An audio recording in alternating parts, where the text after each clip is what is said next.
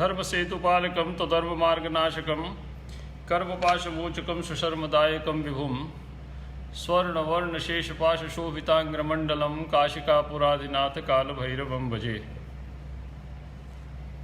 मित्रों, आचार्य आनंदवर्धन विरचित ध्वन्यालोक प्रथम उद्योत का पाठ चल रहा है।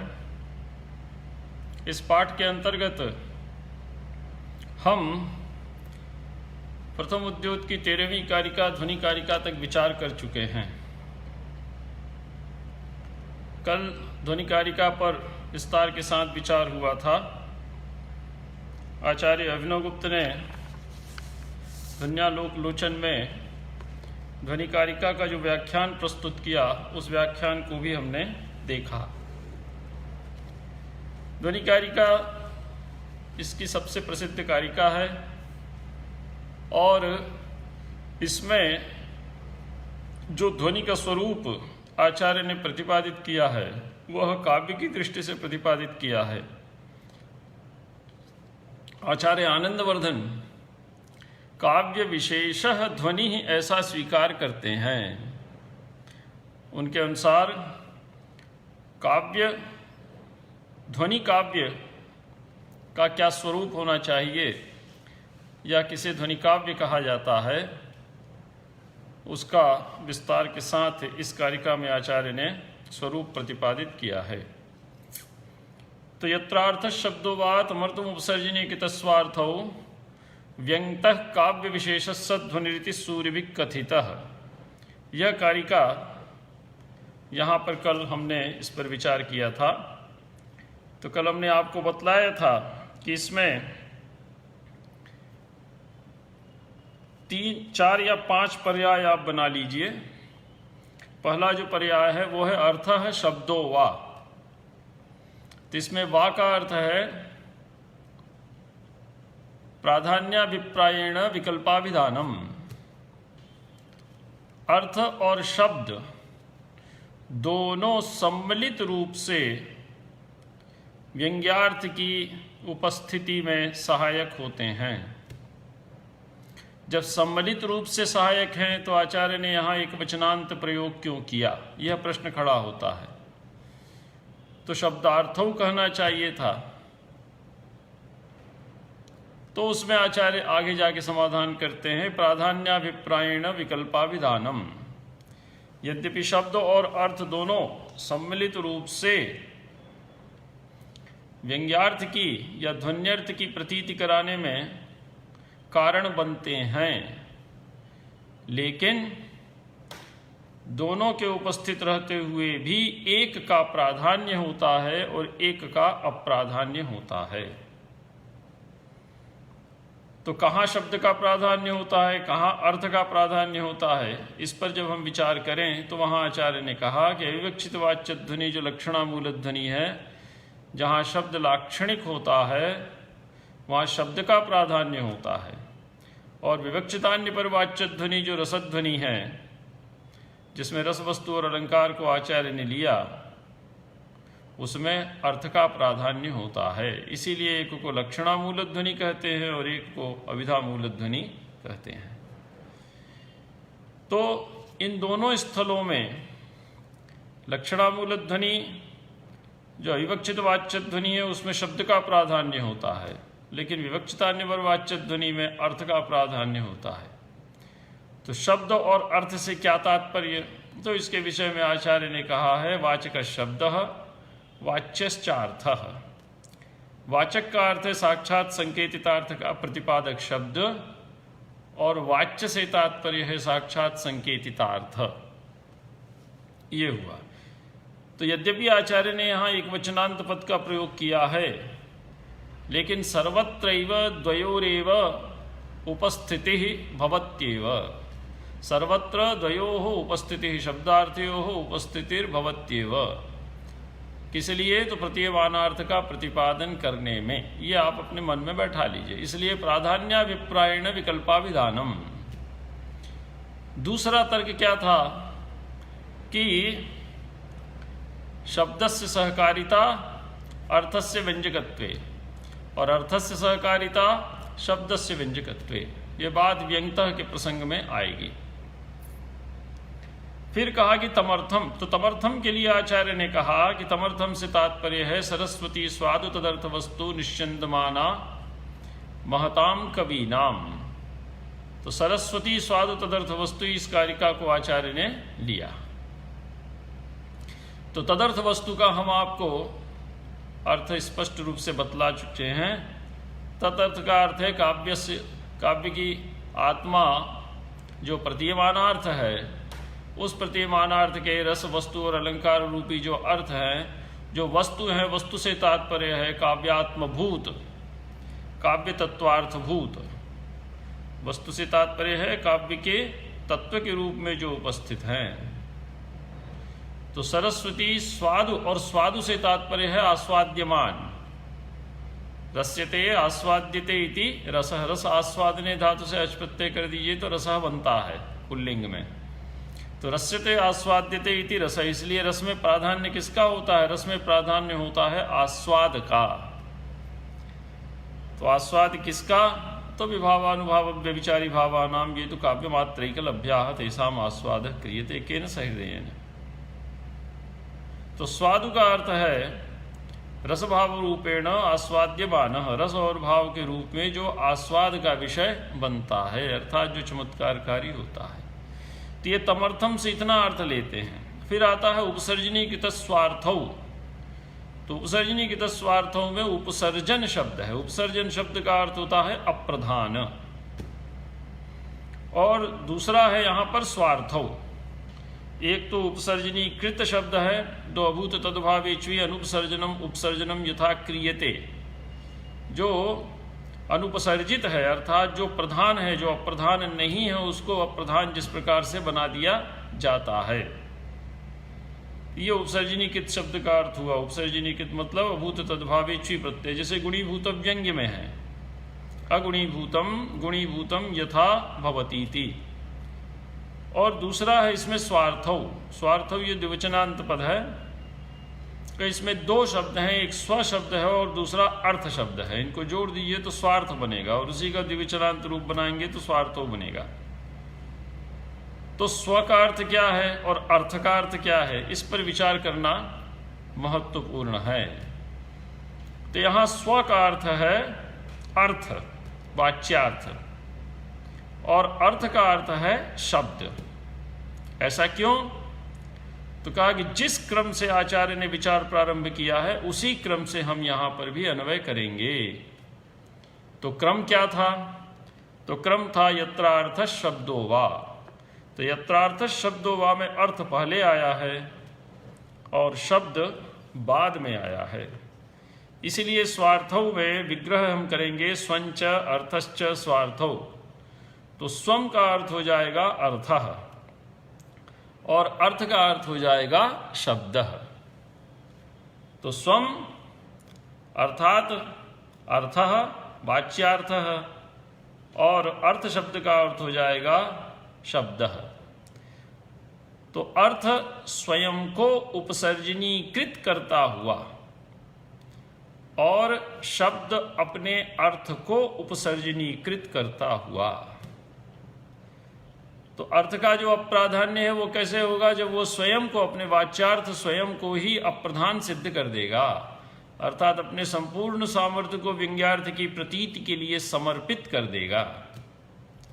और शब्द का अप्राधान्य कैसे सिद्ध होगा? तो शब्द का अप्राधान्य सिद्ध तभी होगा जब शब्द अपने अर्थ को अप्रधान करता हुआ व्यंग्यार्थ की प्रतीति के प्रति अपने सामर्थ्य को समर्पित कर देगा। तो ये दोनों ही उपसर्जनीकृत हो जाते हैं। उपसर्जनीकृत का अर्थ है अप्रधान सिद्ध होते हैं। तो अप्रधान सिद्ध होने का तात्पर्य ये है कि इनसे अतिरिक्त कोई प्रधान है। तो वो कौन है प्रधान? तो वो है व्यंग्यार्थ, जो कि प्रधान रूप से चमत्कारकारी है। तो वाच्य अर्थ स्वयं को अप्रधान करता हुआ तो अर्थः गुणीकृत आत्मा। यह गुणीकृत आत्मा तो आचार्य अभिनव गुप्त ने कहा था, उसकी जगह आप कह सकते हो उपसर्जनीकृत आत्मा। उपसर्जन शब्द का ही पर्यायवाची गुणीकृत शब्द आचार्य ने ध्वन्यालोक लोचन में आचार्य अभिनवगुप्त ने दिया। तो गुणी कृतात्मा की जगह आप लिख सकते हैं उपसर्जनी कृतात्मा। तो अर्थ उपसर्जनी कृतात्मा स्वम पदवाच्य, और शब्द गुणी कृताभिधेय। अभिधेय अर्थात वाच्यार्थ, गुणीकृत अभिधेय यस्य सः। तो गुणीकृत की जगह आप लिख दीजिए उपसर्जनी कृताभिधेय। तो शब्द कीदृश स्यात्, तो शब्द उपसर्जनी कृताभिधेय स्यात्। तो इसके दो विग्रह होंगे, एक तो विग्रह होगा उपसर्जनी कृत स्वम अर्थः, और दूसरा होगा उपसर्जनी कृतार्थः शब्दः। तो उपसर्जनी कृतौ स्वार्थौ उपसर्जनी कृतौ स्वार्थौ याभ्याम, तो उपसर्जनी कृतौ स्वार्थौ याभ्याम तौ इति उपसर्जनी कृत स्वार्थौ। अर्थात वाच्यार्थ और वाचक शब्द दोनों ने स्वयं को अप्रधान कर दिया है। तो अप्रधान क्यों किया? क्योंकि इनका उद्देश्य है स्वातिरिक्त, अपने से अतिरिक्त किसी अधिक चमत्कारकारी अर्थ की अभिव्यंजना करना, और वही जो अधिक चमत्कारकारी अर्थ है, वही अधिक चमत्कारकारी अर्थ काव्य की आत्मा माना जाता है। ये बात आप पकड़ लीजिए।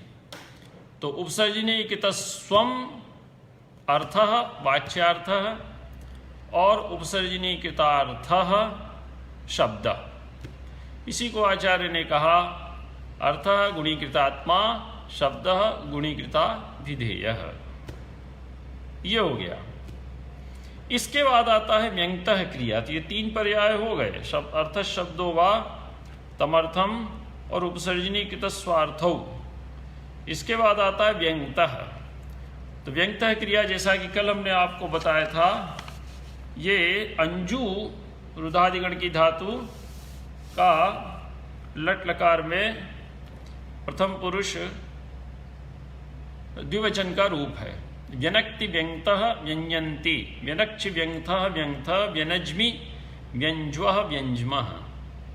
तो रुदादिगण की अन्य धातु में जैसे आप सब जानते ही हैं, भुंजन्ति भुंक्तः, भुनक्ति भुंक्तः भुंजन्ति, युनक्ति युंक्तः युंजन्ति, ये सब हैं। तो व्यंगतः ये द्विवचनांत पद है, प्रथम पुरुष द्विवचन, तो इसका कर्ता भी द्विवचनांत होना चाहिए। लेकिन क्रिया तो आपने दी द्विवचन की, तो कर्ता दे रहे हैं एक वचन का। तो एक वचन का कर्ता कौन है इसका? तो अर्थः व्यंगतः शब्दः व्यंगतः। तो कीदृशः अर्थः शब्दः? तो उपसर्जनी कृत स्वार्थौ। तो उपसर्जनी कृत स्वार्थौ में आपने द्विवचन रखा, क्योंकि वहां पर शब्द और अर्थ दोनों अपने को अप्रधान करते हुए उपस्थित होते हैं। तो व्यंगतः जो द्विवचनांत क्रिया है, इसके समाधान में आचार्य कहते हैं कि अर्थस्य व्यंजकत्वे शब्दस्य सहकारिता और शब्दस्य व्यंजकत्वे अर्थस्य सहकारिता। ये वहाँ पर आचार्य ने समाधान प्रस्तुत किया है। इसलिए और यही विवक्षितान्य परिवाच्य ध्वनि और अविवक्षित वाच्य ध्वनि वाला पक्ष आचार्य इसमें प्रस्तुत करते हैं। तो शब्द प्रमाण वेद्योर्थो व्यनक्तर्थांतरम यतः अर्थस्य व्यंजकत्वे तत्शब्दस्य सहकारिता, ये आचार्य मम्मट ने भी कहा था। तो जहाँ शब्द है वहाँ अर्थ अपने आप उपस्थित होगा, और जहाँ अर्थ है वहाँ पर शब्द अपने आप उपस्थित होगा, तभी हम विचार कर सकेंगे, क्योंकि हमारा क्षेत्र कविता का है। यदि ऐसा हम नहीं करते तो कवितेतर चमत्कार या कवितेतर जो चमत्कारकारी तत्व हैं, उन चमत्कारकारी तत्व की ओर हमारी प्रवृत्ति होती हुई दिखलाई देगी। तो जो कि हमारा लक्ष्य नहीं है, उसको प्रस्तुत करना हमारा लक्ष्य नहीं है। ठीक है। तो व्यंगतः में वही बात आचार्य ने कही कि अविवक्षित वाच्ये शब्देव व्यंजकस्तथा अर्थस्यापि सहकारिता न त्युट्टति, और अन्यथा अज्ञातार्थो भी शब्दस्तद व्यंजक स्यात्। यदि आप सहकारिता नहीं मानते हैं, शब्दस्य व्यंजकत्वे अर्थस्य सहकारिता, अर्थस्य व्यंजकत्वे शब्दस्य सहकारिता, ऐसा यदि नहीं मानते हैं, तो अज्ञातार्थक शब्द भी व्यंग्यार्थ की प्रतीति में कारण बन सकता है, जबकि ऐसा होता नहीं है। और अर्थस्य शब्दस्य व्यंजकत्वे अर्थस्य सहकारिता। विवक्षितान्यपरवाच्येत शब्दस्यापि सहकारित्वं भवत्येव। अर्थस्य व्यंजकत्वे शब्दस्य सहकारिता विवक्षितान्यपरवाच्यध्वनौ और शब्दस्य व्यंजकत्वे अर्थस्य सहकारिता विवक्षित वाच्यध्वनौ। तो अविवक्षित वाच्यध्वनि में यदि हम ऐसा नहीं मानेंगे तो अज्ञातार्थक शब्द भी व्यंजक बन जाएगा, और विवक्षितान्यपरवाच्यध्वनि में हम ऐसा यदि नहीं मानेंगे तो विशिष्ट शब्दाभिधेयतया विना तस्यार्थस्य अव्यंजकत्वादिति। तो विशिष्ट शब्द का कथन किए बिना उस प्रतीयमानार्थ का की व्यंजना से उपस्थिति नहीं होगी, ये समस्या वहाँ पर उपस्थित हो जाएगी। इसलिए शब्दार्थ उभयोरपि ध्वनिनम व्यापार, तो जो ध्वनिनम व्यापार है वो शब्द और अर्थ दोनों का ही व्यापार होता है। इतने पक्ष इसमें उपस्थित हुए थे। और फिर अंत में कहा काव्य विशेष। तो काव्य विशेष से आचार्य ने कहा गुणालंकारो उपस्कृत शब्दार्थ पृष्ठपाती ध्वनि अथवा विविध वाच्यवाचक रचना प्रपंच चारुण काव्यस्य। तो ये दो पक्ष उसमें आचार्य ने प्रस्तुत किए हैं। काव्यस्य विशेष काव्यंच तद विशेषश्चेति, चाहे कर्मधारय समास करें चाहे तत्पुरुष समास करें, दोनों में ये बात उपस्थित हो जाती है। तो वैशिष्ट्यम कीदृशम, तो काव्य विशेष कहने से अर्थापत्ति इत्यादि जहाँ की व्यंग्यार्थ उपस्थित रहता है उसमें ध्वनि का अर्थ अतिव्याप्त होता, ध्वनि का लक्षण अतिव्याप्त नहीं होता। नहीं तो पीनो देवदत्तो दीवान भुंगते, यहाँ पर रात्रि भोजन अभिव्यंजित हो रहा है, रात्रि भोजन का अर्थतः ज्ञान हो रहा है, रात्रि भोजन ध्वनित हो रहा है, तो इसको भी आप ध्वनि का भेद मान लीजिए, इसको आप ध्वनि के अंतर्गत रख लीजिए। तो कहा कि इसको ध्वनि नहीं मान सकते क्योंकि यहाँ पर वाच्यवाचक रचना प्रपंच चारुता नहीं है। तो वाच्यवाचक रचना प्रपंच चारुता आप सब जानते हैं, शब्दालंकार, अर्थालंकार, शब्दगुण, अर्थगुण इत्यादि। इस प्रकार से आचार्य ने इसके 5 अर्थ किए। ध्वनितीति वाचक शब्द ध्वनि, ध्वनितीति वाच्योर्थः ध्वनि, ध्वन्यते इति व्यंग्यार्थः ध्वनि और ध्वननमिति व्यापारः ध्वनि एवंच ध्वन्यते अस्मिन्निति काव्य विशेष ध्वनि। तो मुख्यतः आचार्य का प्रतिपाद्य है काव्य रूपी समुदाय में ध्वनि की सिद्धि करना। तो काव्य रूपी समुदाय को ध्वनि रूप प्रतिपादित करना यह आचार्य का मुख्य लक्ष्य है। तो इतने पर्याय इसमें बना लीजिए, 5 पर्याय, और इन 5 पर्यायों को अलग से उनके पीछे जो भी तर्क है, जो भी हेतु हैं, उनको समझ लीजिए। अब देखिए इसके बाद आचार्य ने जो विचार किया है, आचार्य अभिनवगुप्त ने वो वृत्ति पर विचार किया है। तो कारिका काला विचार कल हम कर चुके थे। आज जो हम विचार प्रस्तुत करने जा रहे हैं वो है वृत्ति संबंधी विचार। तो वृत्ति में क्या विचार किया था कि यत्रार्थो वाच्य विशेष वाचक विशेष शब्दों वा तमर्थम व्यंक्तस्य काव्य विशेषो ध्वनिरिति अनेन वाच्यवाचक चारुत्व हेतुभ्यो उपमादिभ्यो अनुप्रासादिभ्यश्च विभक्त एव ध्वनेर विषयः। तो इस पर आचार्य विचार करते हैं, विभक्त एव ध्वनेर विषयः। तो आचार्य कहते हैं विभक्त इति गुणालंकाराणां वाच्यवाचक भाव प्राणत्वात् अस्य च तदन्य व्यंग्य व्यंजक भावसारत्वान्नास्य तेषु अंतर्भाव इति। परिकर कारिका आचार्य ने दी थी व्यंग्य व्यंजक संबंध निबंधनतया ध्वने वाच्यवाचक चारुत्व हेत्वंत पातिता कुतः। ये एक परिकर कारिका आचार्य ने प्रस्तुत की थी।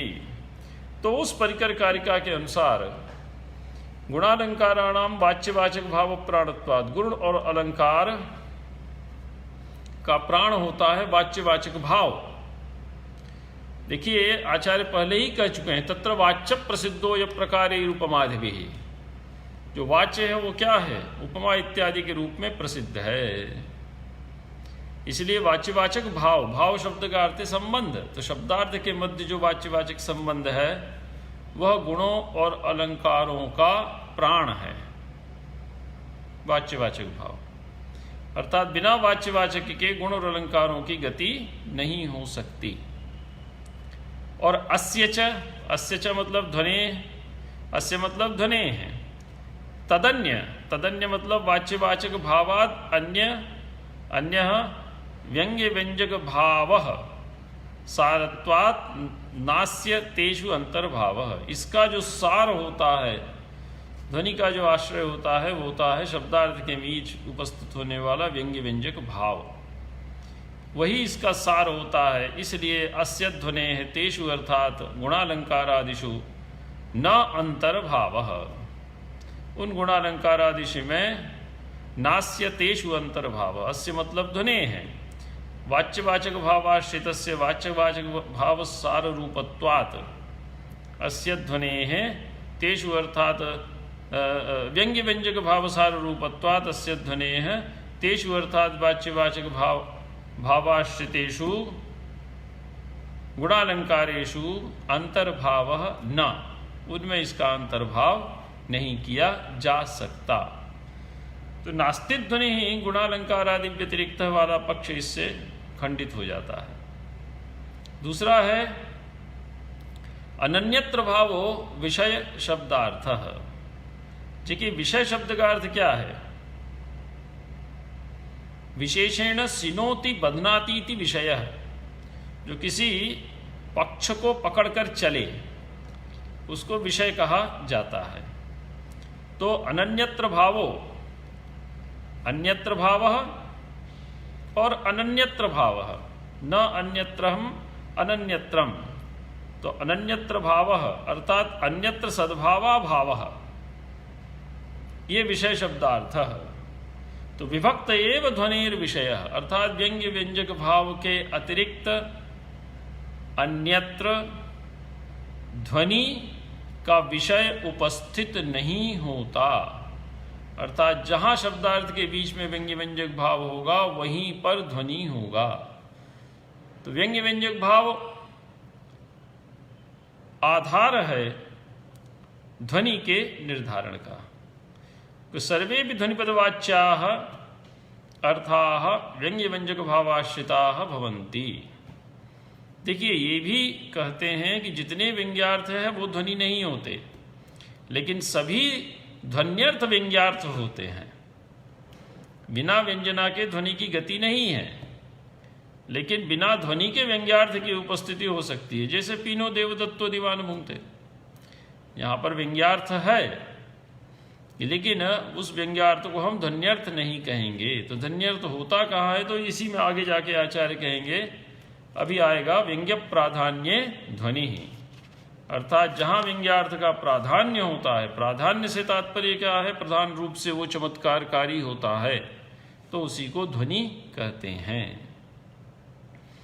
तो अनन्यत्र भावो विषय शब्दार्थ, विषय शब्द का अर्थ है कि व्यंग्य व्यंजक को छोड़कर अन्यत्र ध्वनि की उपस्थिति संभव नहीं है। एवं तद्व्यतिरिक्त कोयम ध्वनिरिति निराकृतम। और ऐसा कहने से आचार्य ने कि तद्व्यतिरिक्त अर्थात गुणालंकार आदिभ्यो व्यतिरिक्त कोयम ध्वनिरिति, ऐसा जो आरंभ में आचार्य ने कहा था कि तत्र शब्दगताश्चारुत्व हेतु अनुप्रासादेय, अर्थगताश्चारुत्व हेतु उपमादेय, और संघटनाधर्माश्च ये माधुर्यादयस्ते प्रतीयन्ते तद अनतिरिक्त वृत्तियो व्याक्यश्च उपनागरिकाद्या प्रकाशितात्तापिगता श्रवण गोचरम रीतेश्च वैदर्वी प्रमुखा तद्व्यतिरिक्त कोयम ध्वनिर्नामेति। तो सभी जितने भी पूर्ववर्ती आचार्यों ने काव्य के विषय प्रतिपादित किए थे उन सभी विषयों को विवेचन कर दिया गया, लेकिन इनमें कहीं भी ध्वनि उपस्थित नहीं है।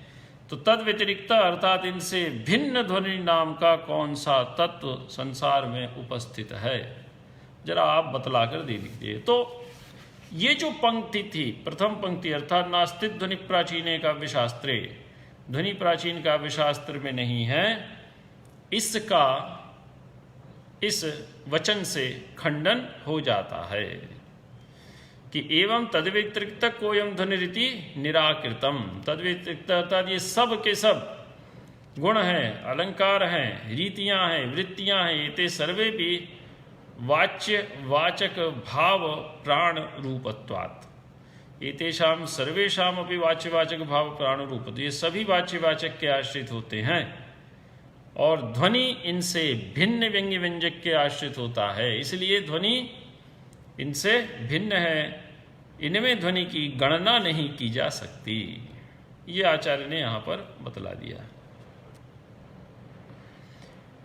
अब कहते हैं कि लक्षण कृतामिति लक्षण प्रकारा प्रसिद्धता विरुद्धो हेतु ततएव ही यत्नेन लक्षणीयता। इस पंक्ति को समझ लीजिए, कोई कठिन नहीं है। कहा कि लक्षण कृतामेव स केवलम न प्रसिद्ध, अर्थात काव्य लक्षण के नियामक जो आचार्य थे रुद्रट पर्यंत, आचार्य आनंदवर्धन के पहले रुद्रट पर्यंत परंपरा प्राप्त हो जाती है। दंडी, भामह, वामन, उद्भट, रुद्रट और इसके पूरे भरत मुनि, ये जो उपलब्ध परंपरा है। इसके अतिरिक्त और भी रहे होंगे जो हमको उपलब्ध नहीं होते। तो दंडी, भामह, वामन, उद्भट, रुद्रट ये सब जो परंपरा थी, इसमें लक्षण प्रकारा अप्रसिद्धता, ठीक है। तो लक्षण के रूप में ध्वनि अप्रसिद्ध था, इसलिए ध्वनि नहीं है।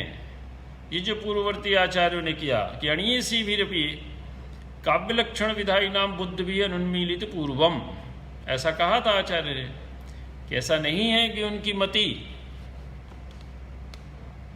सूक्ष्म नहीं थी, उनकी मति सूक्ष्म थी और वो ध्वनि पर विचार कर सकते थे, लेकिन अत्यंत सूक्ष्म मति वाले होते हुए भी काव्य लक्षण का विधान करने वाले इन आचार्यों ने ध्वनि का लक्षण नहीं किया।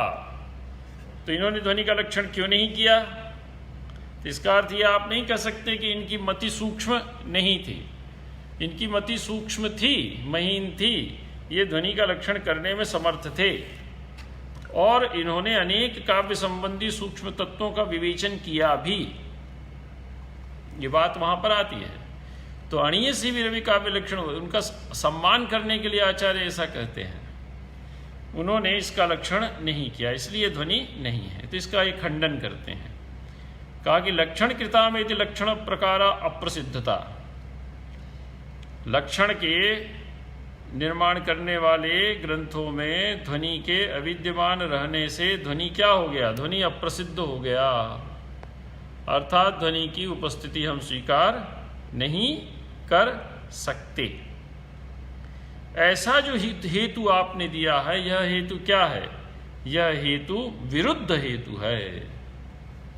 अर्थात ध्वनि में अप्रसिद्धत्व रूपी जो हेतु है, अप्रसिद्धता रूपी जो हेतु है, और अप्रसिद्ध होने के कारण यह अस्वीकार्य है, ऐसा जो आपने माना यह अवसिद्ध होता है, क्योंकि अप्रसिद्धता की सिद्धि न करके ध्वनि में प्रसिद्धता की ही सिद्धि कर रहा है।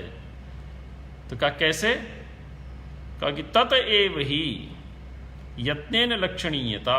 ततएव मतलब गुणालंकार व्यतिरिक्त होने के कारण या लक्षणकारा प्रसिद्धतया, लक्षणकारेषु अप्रसिद्धतया, लक्षणकारों में यह अप्रसिद्ध है, इसीलिए तो यत्नेन लक्षणीयता, ध्वनि को हमें यत्न पूर्वक सिद्ध करना चाहिए। तो यदि आप कहते हैं कि लक्षणकारों में अप्रसिद्ध होने के कारण ध्वनि नहीं है, तो आपका यह जो हेतु है लक्षणकारेषु अप्रसिद्धता रूपी जो हेतु है, यह लक्षणकारेषु अप्रसिद्धता रूपी हेतु ध्वनि को अप्रसिद्ध सिद्ध न करके प्रसिद्ध ही सिद्ध कर दे रहा है। क्योंकि यदि वो ध्वनिकारों में अप्रसिद्ध है, तब तो हमें अवश्य ही इसका लक्षण करना चाहिए, और ऐसे वैसे नहीं। यत्नेन लक्षणीयता ध्वनिर सिद्ध्यति, यत्न पूर्वक हमें ध्वनि का लक्षण करना चाहिए। तो अप्रसिद्धता रूपी जो हेतु है वह उसमें विरुद्ध सिद्ध हो जाता है, अर्थात उसमें प्रसिद्धता को ही प्रमाणित कर देता है। ठीक है। फिर इसके बाद आचार्य कहते हैं लक्षेत्व प्रसिद्धत्व असिद्धो हेतु। तो लक्षणकारों में ये प्रसिद्ध नहीं है, इसलिए नहीं है। एक तो हेतु ये बनाया, और दूसरा आपने यदि कहते हैं कि लक्षेत्व प्रसिद्धम असिद्धो हेतु, तो यह हेतु तो बनता ही नहीं है। असिद्ध हेतु क्या है? यदि आपने कहा कि एक शफत्वम गौः, तो या आपने कहा कि एक शफत्वम गौः, तो गाय का तो एक खुर होता नहीं है, घोड़े का एक खुर होता है, तो यह लक्षण उसमें असिद्ध हो गया, उसमें यह लक्षण घटित नहीं होता। ठीक है। तो असिद्ध का अर्थ है कि जो लक्ष्य मात्रा सिद्धत्वम, जिसका आप लक्षण करने जा रहे हैं वह हेतु उसमें पाया ही न जाए, वह लक्षण उसमें पाया ही न जाए। तो यदि आप लक्ष्यत्व प्रसिद्ध अतएव ध्वनिर्नास्ति, लक्षक ग्रंथों में वह अप्रसिद्ध है इसलिए ध्वनि नहीं है, ऐसा हेतु बनाते हैं और ध्वनि को निराकृत करने का प्रयास करते हैं, तो आपका यह हेतु असिद्ध सिद्ध होता है। क्यों? क्योंकि लक्ष्येतु परीक्षमाणे स एव सहृदय हृदयाह्लादकारी काव्य तत्वम, ऐसा आचार्य कह चुके हैं पहले कि लक्ष्य का यदि हम परीक्षण करते हैं, लक्ष्य का अर्थ है रामायण महाभारत प्रभृति लक्ष्य, रामायण महाभारत प्रभृति लक्ष्य। आप महाकाव्य कालिदास प्रभृतयो द्वित्रा पंचशावा महाकव्य, इन सब के ग्रंथों में जब हम उनकी परीक्षा करते हैं तो हम पाते हैं कि उसमें ध्वनि नामक जो तत्व है वो पदे पदे उपस्थित होता हुआ दिखलाई देता है। ठीक है। इसके बाद कहा कि यच्च नृत्य गीतादिकल्पम प्रतीयमानम कीदृशम वर्तते, नृत्य गीतादिकल्पम तत् प्रतीयमानम, तो काव्यस्य न किंचित, तो इसका काव्य से कोई संबंध नहीं है, क्योंकि नृत्य और गीत इत्यादि अकवनीय होते हैं और प्रतीयमान कवनीय होता है, अर्थात कविता का विषय होता है। नृत्य गीतादि जो होते हैं वो नाट्य के अंग बन के नाट्य में सौंदर्य का आधान करते हैं, लेकिन जहाँ तक प्रतिमान का संबंध है तो प्रतिमान के पक्ष में नृत्य गीतादि का कोई भी प्रयोजन सिद्ध नहीं होता। तो काव्यस्य न किंचित, अर्थात नृत्य गीतादि का काव्य के साथ कोई संबंध नहीं है, काव्य के साथ तो संबंध शब्द और अर्थ का है। तो नृत्य गीतादि का संबंध नाट्य के साथ है, अर्थात नाट्य के उपकरण बन के वे नाट्य के उपस्कारक हो सकते हैं। अतएव नृत्य गीतादिकल्पम तत्प्रतीमानम वर्तते, ऐसा कहना भी आपका निराधार है, उसको भी हम नहीं मान सकते। फिर इसके बाद आचार्य कहते चित्रमिति ततो अन्य चित्रमेवेत्यग्रे दर्शयिष्यामः। ठीक है। ततः अन्यत् चित्रम, तो यतो लक्षणकृतामेव स केवलं न प्रसिद्धः लक्ष्येतु परीक्षमाणे स एव सहृदय हृदयाह्लादकारी काव्य तत्वम, और ततः अन्यत, इसके बाद जो कुछ भी है, अर्थात 3 प्रकार के काव्य माने थे, ध्वनि काव्य, गुणीभूत व्यंग्य काव्य और चित्र काव्य। तो ये आचार्य मम्मट की कारिकाएं आपको याद होंगी, और रसगंगाधरकार ने उत्तमोत्तम, उत्तम, मध्यम और अधम, ये 4 माने, और अन्य आचार्यों ने भी इस प्रकार का 4 प्रकार का विभाजन किया। तो उन्होंने उत्तमोत्तम माना ध्वनि काव्य को, उत्तम माना गुणीभूत व्यंग्य काव्य को, अर्थ चित्र को मध्यम माना और शब्द चित्र को अवर या अधम माना। तो उत्तमोत्तम, उत्तम, मध्यम और अवर। तो जो प्रथम कोटि है उसी को उठा दिया, उसको उत्तम को उत्तमोत्तम कर दिया और 4 प्रकार के भेद कर दिए। जबकि आचार्य मम्मट ने ध्वनि गुणीभूत व्यंग्य और चित्र माना था। चित्र के 2 भेद माने थे, शब्द चित्रम अर्थ चित्रम अव्यंग्यम त्वरम स्मृतम। तो तादृश गुणीभूत व्यंग्यम व्यंग्ये तु मध्यमम, ये गुणीभूत व्यंग्य था, और इदमुत्तम अतिशयी व्यंग्ये वाचा ध्वनिर्बुधैः कथित, यह उत्तम था। और अतादृश गुणीभूत व्यंग्यम व्यंग्ये तु मध्यमम, यह मध्यम था गुणीभूत व्यंग्य। और अवर था शब्द चित्रम अर्थ चित्रम अव्यंग्यम त्वरम स्मृत। अव्यंग्यम इति स्फुट प्रतीयमानार्थ रहितम, अव्यंगम का अर्थ वहाँ व्यंग्य राहित्य नहीं है, अभी तो व्यंग्य रहता है परंतु स्फुट प्रतीयमानार्थ रहितम, उसकी स्फुटतः प्रतीति नहीं होती, अर्थात सुनते ही वो विदित नहीं होता। तो चित्र माना आचार्य ने। तो चित्रमिति, तो चित्र से, प्रतिमान से चित्र भिन्न कैसे है, अब इसको यहाँ पर आचार्य प्रतिपादित करते हैं। इसको पकड़ लीजिए तर्क को। चित्रमिति विस्मयकृत वृत्तादि वशात, चित्र को आप प्रतिमान को काव्य की आत्मा मान रहे हैं। तो जब आप प्रतिमान को काव्य की आत्मा मान रहे हैं तो ऐसी स्थिति में आपको चित्र काव्य मानने की आवश्यकता क्या? मत मानिए चित्र काव्य, छोड़ सकते हैं, तो आचार्य ने कहा नहीं, चित्र को हम काव्य की कोटि में रखेंगे। क्यों? क्योंकि वह विस्मयकृत, वह भी यत्किंचित सहृदय को चमत्कृत करता है। तो कहा कैसे चमत्कृत करता है? तो कहा वृत्तादि वशात, क्योंकि उसमें वृत्त उपस्थित होते हैं। वृत्तादि वशात, यहाँ वृत्त या वृत्त्यादि या नृत्यादि 3 पाठ मिलते हैं। एक तो वृत्तादि वशात, दूसरा वृत्त्यादि वशात और तीसरा नृत्यादि वशात। तो नृत्यादि वशात तो प्रसिद्ध नहीं है। नाट्य, नृत्य और नृत्य 3 भेद माने थे।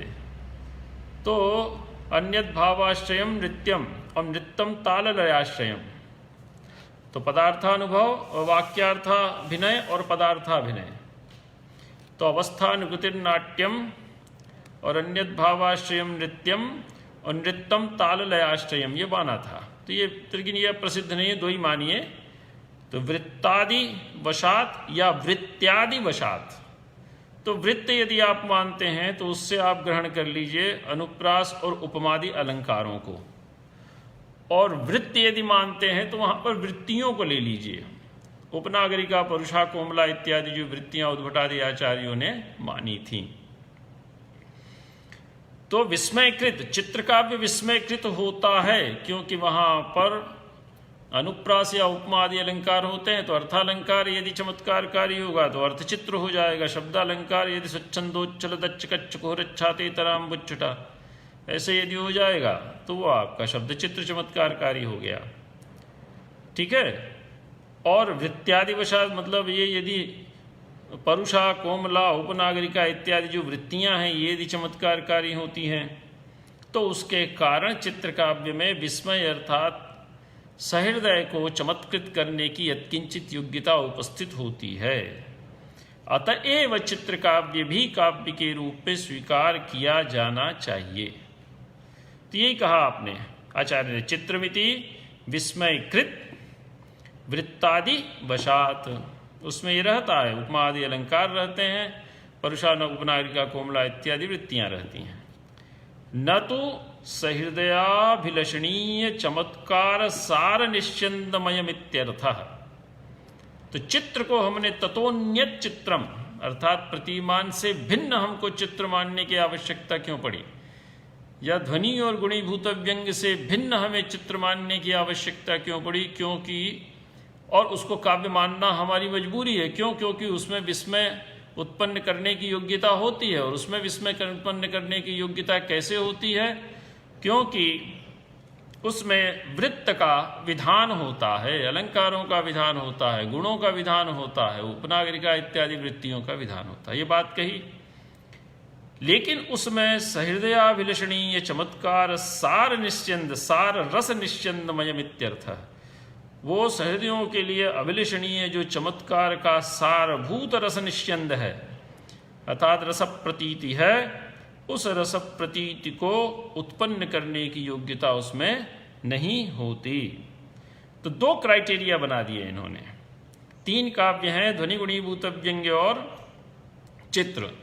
तो ध्वनि गुणीभूत व्यंग्य में तो चमत्कारकारी रस प्रतीति होती है, सहृदयाभिलषणीय चमत्कार सार निश्चंद, चमत्कार सार रस निश्चंद होता है उसमें। तो सहृदय के द्वारा अभिलषणीय चाहा गया तो चमत्कार का सारभूत रस निश्चंद है। रसस्य निश्चंदो प्रवाह, रसस्य उपस्थिति प्रवाह अनुभूति अभिव्यक्ति परिस्फुरणम, ये उसमें होता है। तो गुण रस जो ध्वनि और गुणीभूत व्यंग्य में है उसमें तो ये स्थिति होती है। लेकिन जो चित्र काव्य है उस चित्र काव्य में ऐसा रस निश्चंद नहीं होता। तो मत मानिए उसको काव्य। तो कहा नहीं हम मानेंगे। क्या क्यों मानेंगे? क्यों? क्योंकि वो विस्मयकृत होता है। तो कहा जब रस निश्चंद नहीं है तो विस्मयकृत कैसे हुआ? तो कहा रस निश्चंद ना हो लेकिन उसमें विस्मय उत्पन्न करने वाले गुण और अलंकार होते हैं, उसमें विस्मय उत्पन्न करने वाली उपनागरिका इत्यादि वृत्तियां होती हैं। इसलिए चित्र भी काव्य की कोटि में लिया जाता है। देखिए आचार्य मम्मट ने अव्यंग्यम त्वपरम स्मृतम कहा, लेकिन अव्यंग्य के लिए जब वृत्ति में आचार्य आते हैं तो वहाँ कहते हैं स्फुट प्रतीयमानार्थ रहितम। तो प्रतीयमान से रहित कोई भी काव्य नहीं होता। ध्वनि तो होता ही नहीं है, गुणीभूत व्यंग्य भी नहीं होता, लेकिन जहाँ तक चित्र का प्रश्न है वहाँ भी प्रतीयमान होता है, लेकिन वह प्रतीयमान स्फुट नहीं होता, स्पष्ट नहीं होता। इसीलिए आचार्य ने कहा कि काव्यानुकारित्वाद् वा चित्रम, वो काव्य न होकर काव्य का अनुकरण होता है। जैसे आपने पढ़ा चित्ततुर्ग न्याय, तो चित्ततुर्ग न्याय में घोड़े का आपने चित्र बना दिया, तो सम्यक मिथ्या संशय सादृश्य प्रतीतिभ्यो विलक्षणा का भी प्रतीति सत्र जायते।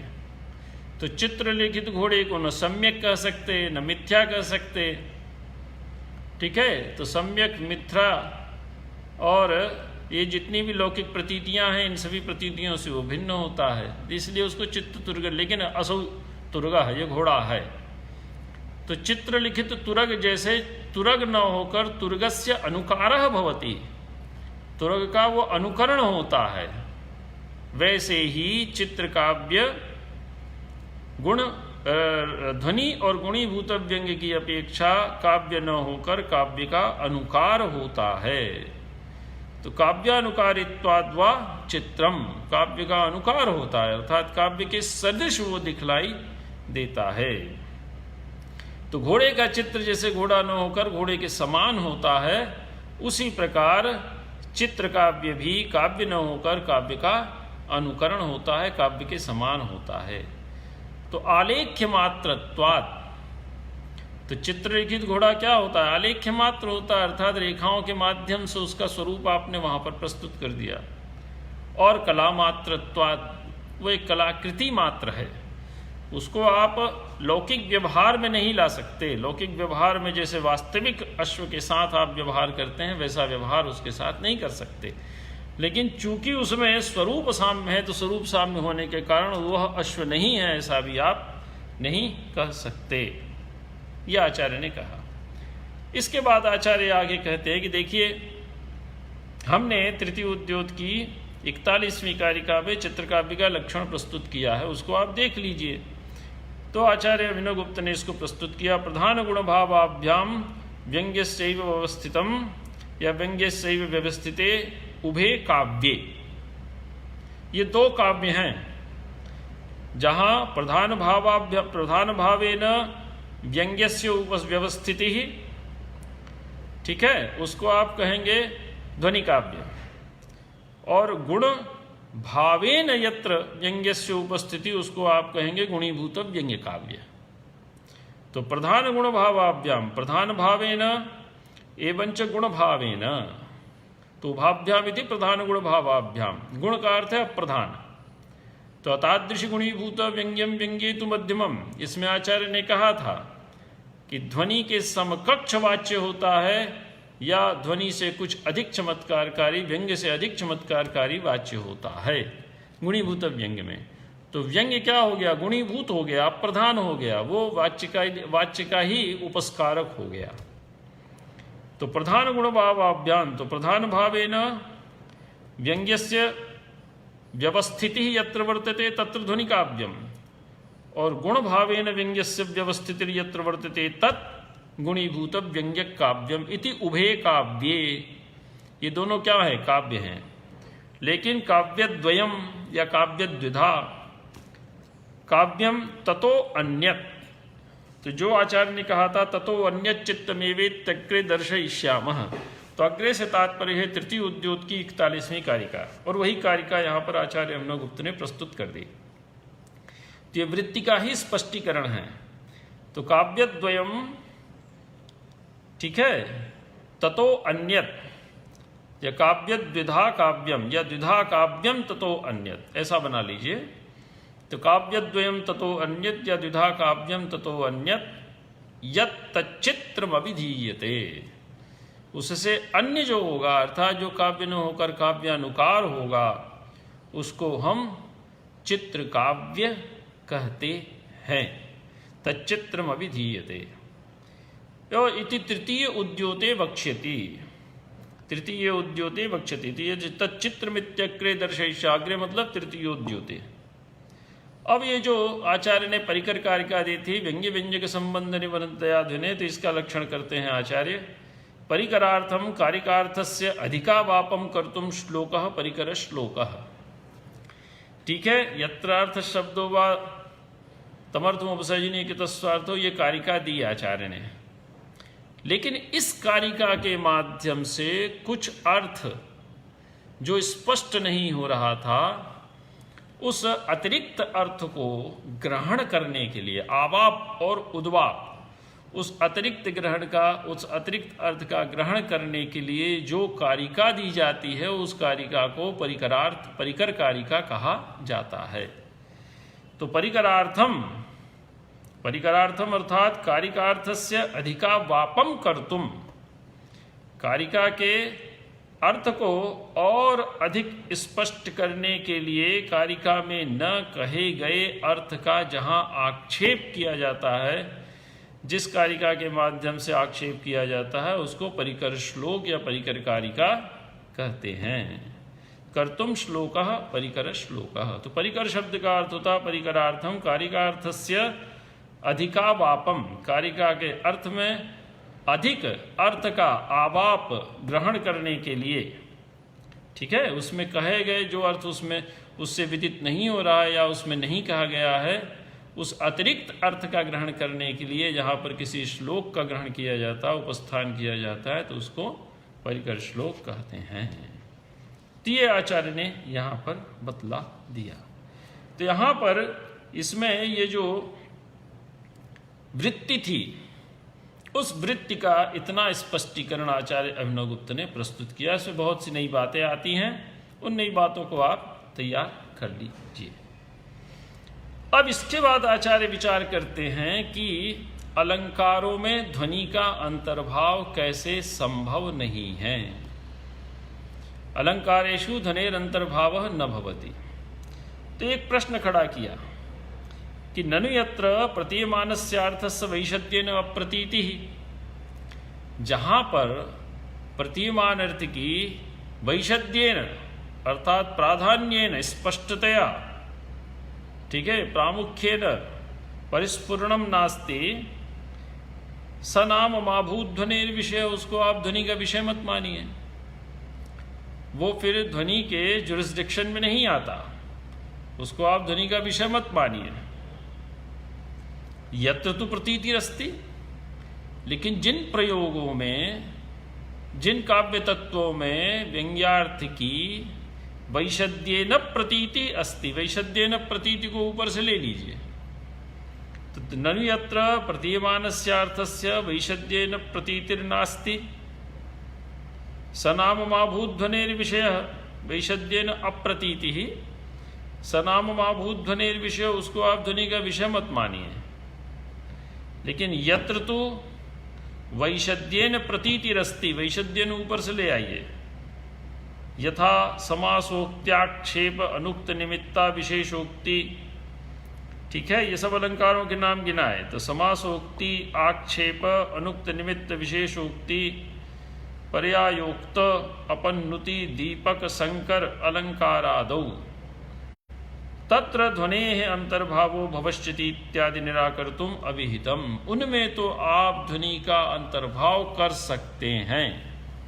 तो जिन अलंकारों में ध्वनि की विशदता से प्रामुख्येन प्राधान्येन उपस्थितिर्नास्ति, तेषु अलंकारेषु ध्वनेर अंतर्भावो माभूत, उन अलंकारों में आप ध्वनि का अंतर्भाव मत कीजिए।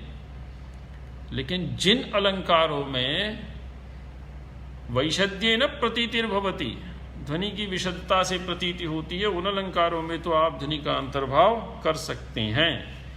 तो इसी पूर्व पक्ष का खंडन करने के लिए आचार्य ने कारिका में उपसर्जनीय कृतस्वार्थौ इस पद को प्रस्तुत किया। ठीक है, अर्थात स्वंच अर्थश्च स्वार्थौ तौ गुणीकृतौ याभ्याम, या तौ उपसर्जनीकृतौ याभ्याम इति उपसर्जनीकृतस्वार्थौ। ठीक है, तो इसी को, तो जब वाच्यार्थ स्वयं को और वाचक शब्द अपने अर्थ को अप्रधान कर देगा, तो वाच्य और वाचक के आश्रित रहने वाले जितने भी धर्म हैं, गुण और अलंकार इत्यादि, वे सब के सब अप्रधान सिद्ध हो जाएंगे, वे भी उपसर्जनीकृत हो जाएंगे, गुणीभूत हो जाएंगे। और आचार्य ने साफ कहा है, तत्र वाच्य प्रसिद्धो य प्रकारे रूपमाधवे। तो जितना भी अलंकार का संसार है वो सारा का सारा आचार्य ने किसमें डाल दिया?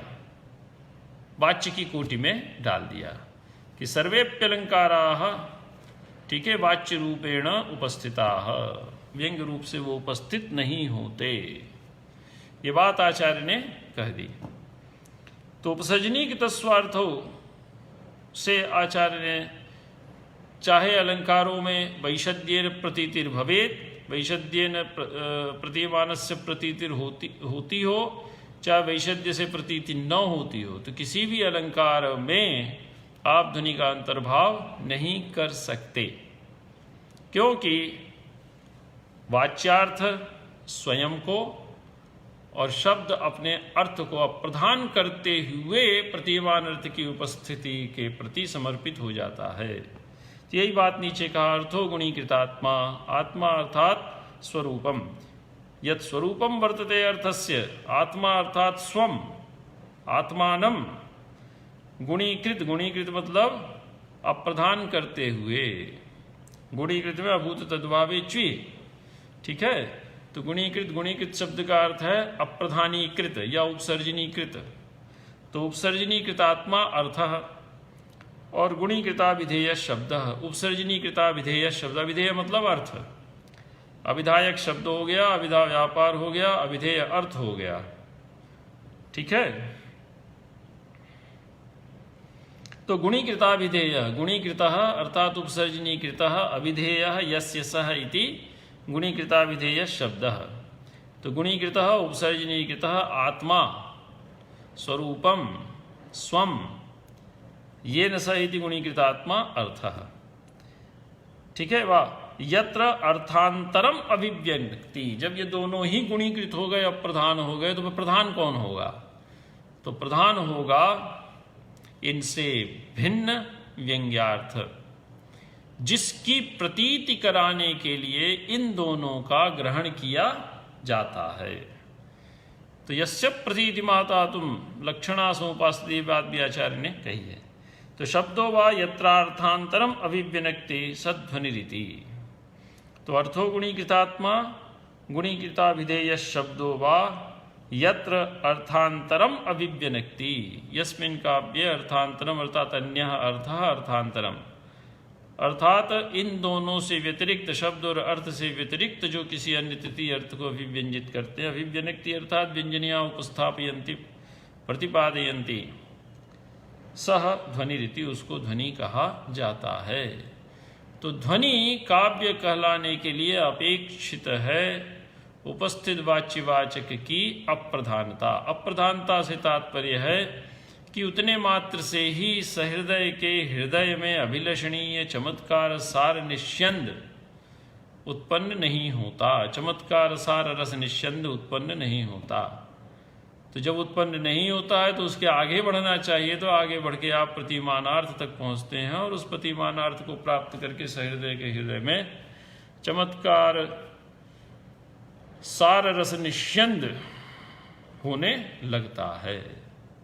तो ये बात यहाँ पर आप बना लीजिए। तो अर्थांतर में वनक्ति, तो ऐसी स्थिति में तेषु अर्थात अलंकारेषु कथम तस्य अर्थात ध्वनेः अंतर्भावः, तो उन अलंकारों में उस ध्वनि का अंतर्भाव कैसे हो सकता है? तो कहा, क्या कहा कि व्यंजक प्राधान्य ध्वनि, ये सिद्धांत वाक्य है इनका। व्यंग्य प्राधान्य ध्वनि, व्यंग्यार्थस्य प्राधान्यम यत्र भवति तत्र ध्वनि, व्यंग्य प्राधान्ये सति ध्वनि, यत्र व्यंग्यार्थस्य प्राधान्यम भवति अर्थात प्राधान्येन व्यंग्यार्थ चमत्कारकारी भवति। प्राधान्य का अर्थ क्या है? कि प्रधान रूप से चमत्कारकारी हो, ठीक है। तो प्रधान रूप से चमत्कारकारी का अर्थ है कि किसी गुण के कारण न आप प्राधान्य अप्राधान्य का निर्णय करते हैं कि अपने मन से निर्णय कर लेंगे। व्यक्ति को आप महत्व किस आधार पर देते हैं? उसमें पाए जाने वाले गुणों के आधार पर। ठीक है, तो प्राधान्य और अप्राधान्य का किसी को अतिरिक्त जिम्मेदारी दी जाती है, तो उसको अतिरिक्त जिम्मेदारी देने के पीछे तात्पर्य क्या है, उद्देश्य क्या है कि उस व्यक्ति के अंदर पाए जाने वाले उस प्राधान्य के निमित्तक गुणों को आपने देखा या प्राधान्य के नियामक गुणों को आपने देखा। तो यहाँ पर वाच्यार्थ भी है, व्यंग्यार्थ भी है, वाचक शब्द भी है, व्यंजक शब्द भी है। तो वाच्यवाचक के रहते हुए हम व्यंग्य व्यंजक तक क्यों जाएं? उसको प्राप्त करने में थोड़ा परिश्रम करना पड़ेगा। तो कहा कीजिए ना परिश्रम। कहा क्यों करें? क्योंकि वही जो है सो चमत्कार सार रस निश्चंद रूप होता है। ठीक है, तो वाच्यवाचक मात्र से यदि सहृदय को रसानुभूति नहीं होती है, तो ऐसी स्थिति में हम व्यंग्य व्यंजक भाव के माध्यम से ध्वन्यर्थ तक पहुंचते हैं। तो प्राधान्य का अर्थ है चारुत्वोत्कर्ष निबंधना ही वाच्य व्यंग्यो प्राधान्य विवक्षा। ये आगे जाके आचार्य कहेंगे कि चारुत्वोत्कर्ष का निबंधन जो करता है वही प्रधान होता है। यदि वाच्यवाचक चारुत्वोत्कर्ष के निबंधक हैं तो उनको हम प्रधान मान लेंगे कविता में, और यदि व्यंग्य व्यंजक चारुत्वोत्कर्ष के साधक हैं तो उसको हम प्रधान मान लेंगे। लेकिन ध्वनि कहाँ होगा? ध्वनि वहीं होगा जहाँ व्यंग्य व्यंजक प्रधान रूप से चारुत्वोत्कर्ष के निबंधक होते हैं, अर्थात कविता में चारुत्व को उत्पन्न करते हैं। तो व्यंग्य प्राधान्य ध्वनि ही एष अस्माकं कश्चन सिद्धांतः वर्तते। तो इसी के आधार पर व्यंग्य से ध्वनि का भेद सिद्ध हो जाता है कि सर्वे भी व्यंग्यार्थाः ध्वनिपदवाच्याः न भवन्ति किंतु सर्वे भी ध्वन्यर्थाः व्यंग्यार्थाः भवन्ति। तो कथम? तो व्यंग्यार्थस्य प्राधान्ये सति। तो सर्वेष्वपि व्यंग्यार्थेषु यत्र पुनः व्यंग्यार्थस्य प्राधान्येन चमत्कारकारिता तत्र ध्वनिपदवाच्यता। ये सिद्धांत यहाँ पर बन जाता है। न चैतत् समासोक्त्यादिषु अस्ति। अब एतत् दे दिया यहाँ पर, तो ये पूर्व परामर्शक हो गया। तो इस एतत् से हम लेंगे व्यंग्य प्राधान्य को। तो एतत् अर्थात व्यंग्य प्राधान्यम समासोक्त्यादिषु अर्थालंकारेषु नास्ति। तो यत्र व्यंग्यस्य प्राधान्यम वर्तते तत्र ध्वनिपदवाच्यता, और यत्र पुनः एतत् अर्थात व्यंग्यस्य प्राधान्यम नास्ति तत्र ध्वनिपदवाच्यता नास्ति। तो कुत्र पुनः व्यंग्य प्राधान्यम नास्ति? तो समासोक्त्यादिषु अलंकारेषु।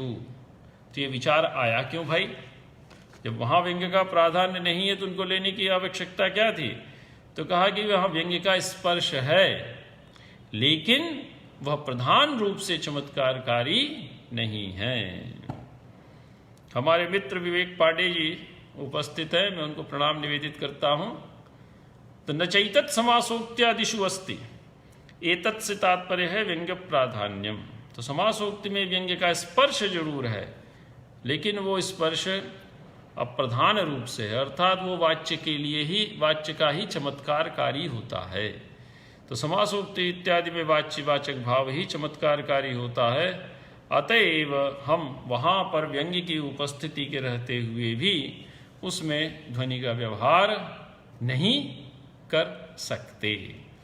अब इसके बाद आचार्य एक एक अलंकार को लेंगे और उन अलंकारों में किस प्रकार से ध्वनि का अंतर्भाव नहीं किया जा सकता है इस पर विचार करेंगे, और अंत में पर्यायोक्ति, समासोक्ति, आक्षेप, अपन्नुति, अनुत्त निमित्ता, विशेषोक्ति और संकर अलंकार तक आचार्य इसको ले जाएंगे। फिर अंत में अप्रस्तुत प्रशंसा को देंगे।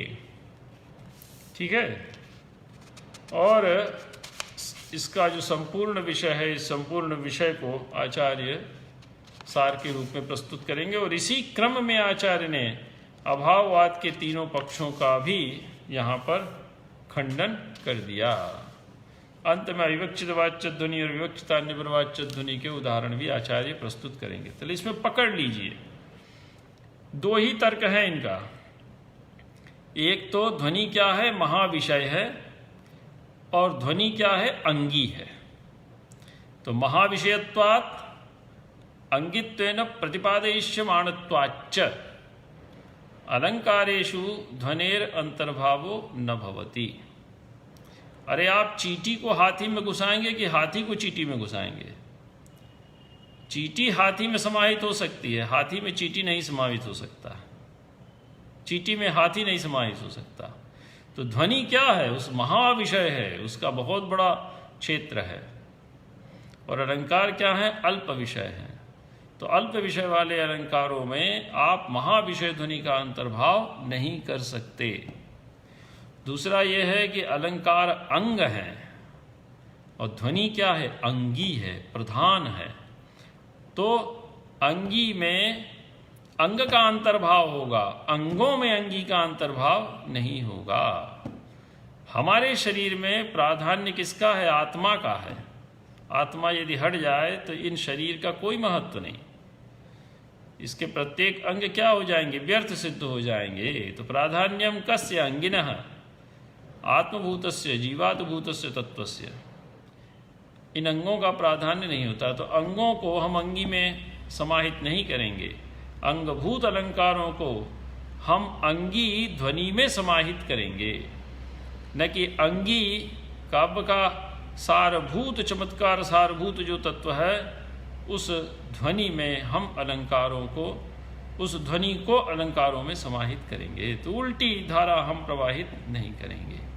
तो ये दो तर्क हैं, इन दो तर्कों के आधार पर आचार्य ने इसको खंडित कर दिया। और 13वीं कारिका की जो वृत्ति है वो बहुत लंबी है, इसको हम देखते हैं, एक एक पर्याय को देखते चलेंगे क्योंकि इसमें बहुत सा विषय है।